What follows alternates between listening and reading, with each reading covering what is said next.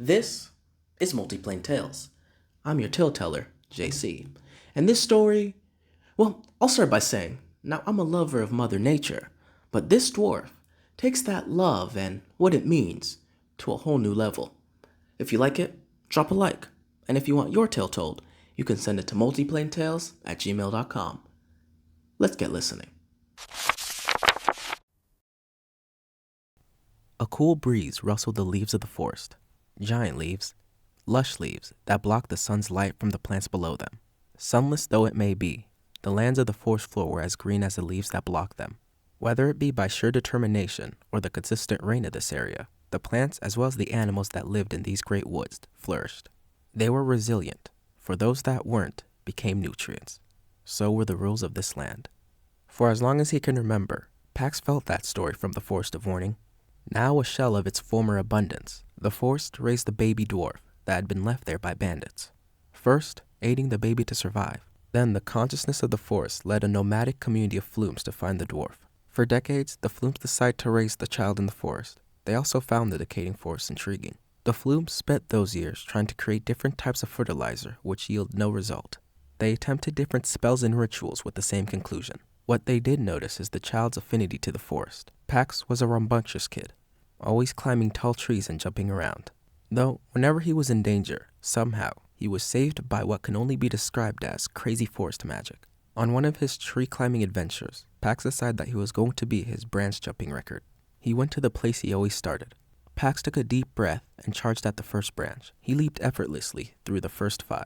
Onwards, the distance between the branches was wider. He jumped to the 7th and stopped. It had started raining, and it was pouring. It was intense, to the point of dampening Pax's vision.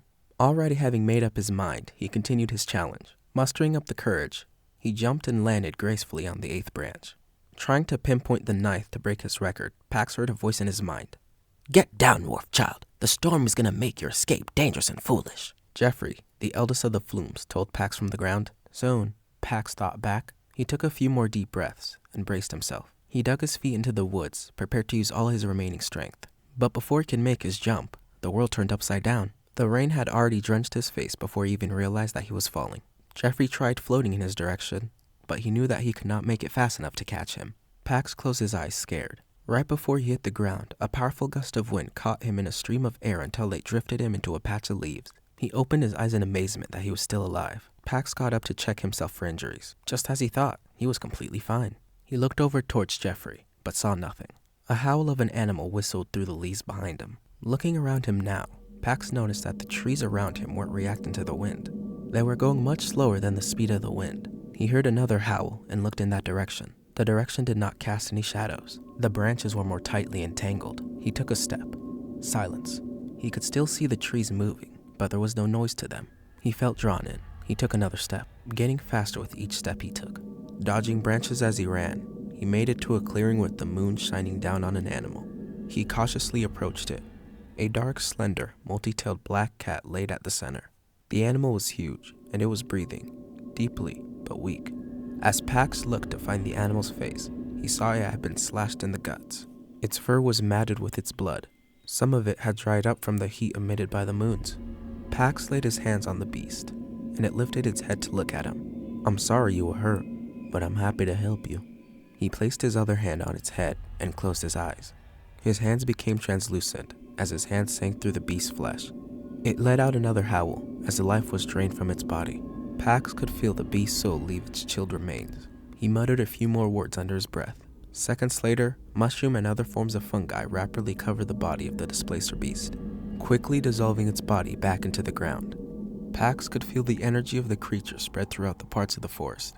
Before being able to process his actions, Pax found himself in front of Jeffrey, who was surprised to see him there.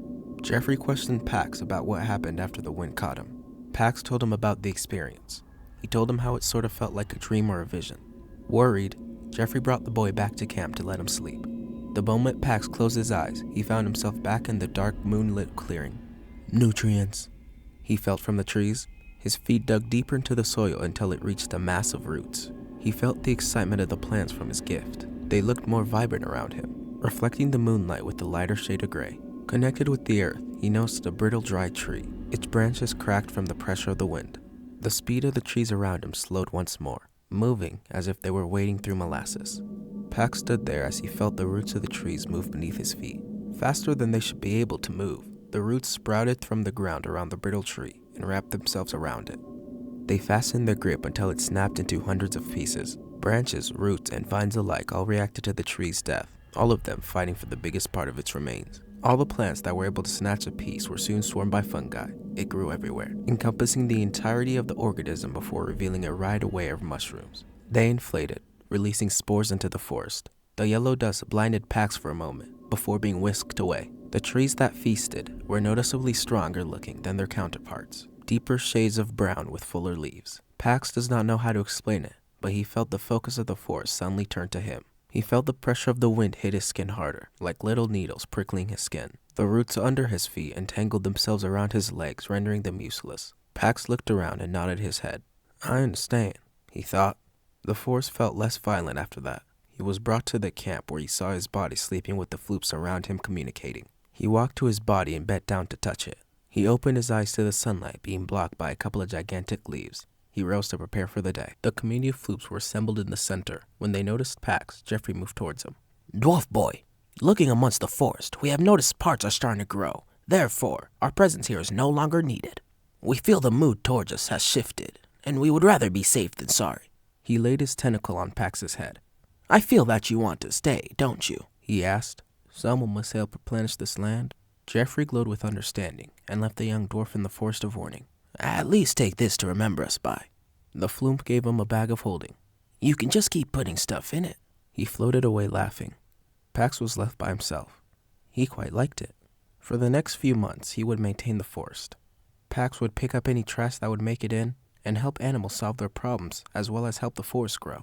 Going on years of tending to the forest, Pax had learned how to harness the power the forest had granted him.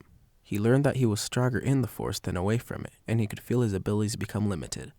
He first experienced it when he helped his great friend Noba. Pax was doing his daily tasks until he ran into a murder of ravens. One of them flew directly into him and started pecking at his head. Okay, I'm listening. What might I help you with today? Pax asked. My child is lost, he was told. Can't they just fly back? No, she's blind. It'll take her more time to fully adapt to her senses. Pax took a deep breath. When's the last time you saw her? Last night. Before, we went to go annoy the elves in the near town, answered the raven. I'll go find them. He leaped down from the branch he was on and landed on the ground as a hound. Following the smell of the raven, he was led to the edges of the forest. Pax looked back towards the forest as he got closer to the edge. He hadn't left the forest of warning since he'd been there. Pax could feel butterflies in his stomach as he took his first step out of warning. Something in him wanted to turn back. He could feel his connection with the forest slowly fade with each step, but he kept going. He focused on the lonely little raven that was lost and trying to find its way home. He closed his eyes to try and hone his sense of smell. To his surprise, he believed that he heard the cry of the raven. He burst into a sprint on all fours. He didn't know how long he ran. He just kept going and going till he got closer to the sound of the crying raven. He ran into the outskirts of an elven town. It was protected by a semi-transparent magic barrier with a few guards close to the entrance. Still in dog form, he went to hide in some bushes due to some commotion near the gates. He spotted all the guards huddled up in a circle. You must have gone full senile, said a guard. No outside animals in Cedar Falls. Pax noticed there was an individual on the ground in a protective position. Please, said a feeble voice. This little one is hurt, and we can save it. You couldn't even save the ones you loved, said another as he kicked the feeble person. The rest of the guards laughed as they joined in on the kicking. I mean, why don't you and that stupid raven just die? I mean, you could see the people that actually care for you again. Pax finally noticed the raven that was under the old elf. The elf was making sure that none of the kicks would reach the raven. Pax growled, but he stayed still. He never wants to get in the business of normal mortals. This went on for a surprisingly long time until the guards got tired of hitting the man. They lifted him up and threw him away from the town with the raven in his hands. If it was up to me, I would have banished you centuries ago. One spoke. He is just a liability at this point. The old man rose from the ground and headed in Pax's direction. Same time tomorrow, yelled another guard as they all laughed. The man stumbled far enough into the forest to be out of the eye of the guards. Pax took that chance to jump out of the bushes growling. Well, hello there. The old elf kneeled down and offered his hand to the hound to smell it. Are you hungry? He asked. I'm sorry I don't have any food with me right now.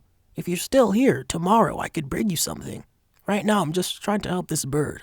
Pax stopped grounding and looked up at the elf. He could see nothing but kindness in his eyes. He reverted back to his normal form. The old elf gasped. Well, that's something you don't see every day. I am the dwarf boy, and I have been sent to find that raven in your hands. Is that your name?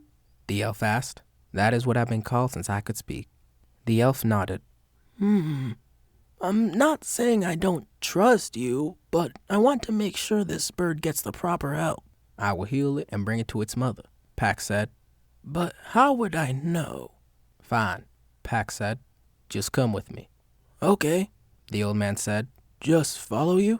Get on, Pax replied. What? Said the elf. Pax turned his back towards the elf and turned into a horse. He looked at the elf and gestured for him to get on. Once he felt the old elf's knees grip his side, he made his way to the forest. The old elf talked the entire way there. Pax learned about his now-deceased family and his unusually long life even for an elf. He even told him how he always wanted to leave Cedar Falls because he didn't belong, but how he was always too scared to do so. A couple days later, the three arrived at the forest. The baby raven started jumping in the elf's hand. Pax gestured for them to get off. The old man got down and approached the forest. Oh, wow, he said.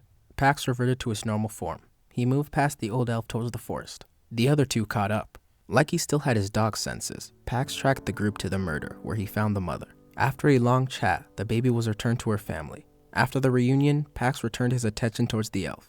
Droplets of loneliness found their way down his wrinkled, leathery skin. I want to see them. Bawling his eyes out, he grabbed Pax for a hug. Surprising to even him, he returned the hug and held the old elf tight. Moments later, Pax pulled away and looked him square in the eyes. Are you ready? He asked. Pax sat the elf down at the base of the tree. The ravens gathered with curiosity. I have been ready, answered the elf. I don't know what it is about this place, but I like it. I like it a lot. You know, you should have a better name than Dwarf Child or Dwarf Boy. You're not even a child. Oh, I don't have any other names, Pax said. Well, how about Pax? A solid name for a solid lad. I like it. I'm now Pax. The old elf smiled. That was my son's name. His facial expressions made it clear he did a mental double take. Or was it mine? As the frost from Pax's hand reached his face, he took his final breath with a wide smile on his face. Pax felt his soul leave his body. As he had done many times before, a myriad of mushrooms grew from his body in an array of colors and shapes. Pax pulled back. A single tear evaporated the moment it hit the ground. He returned to his camp and slept. The following day, the forest evolved. Every plant and animal that Pax laid eyes on looked healthier than they'd ever been before. He could feel the consciousness of the forest was just stronger. He returned to camp. He gathered all he thought was important, including his bag of holding. He went to the edge of the forest and started moving towards the direction of the elven town. With the power of the forest, Pax had only one goal on his mind. Time to gather some nutrients. Thanks for listening to this episode of Multiplane Tales. If you enjoyed it, why not check out our other episodes? But if you want the latest episode, check out your preferred podcasting platform like Spotify or Apple Podcast. But if you want your tale told, you can send it to multiplanetales@gmail.com. Again, thanks for listening, and let's get listening.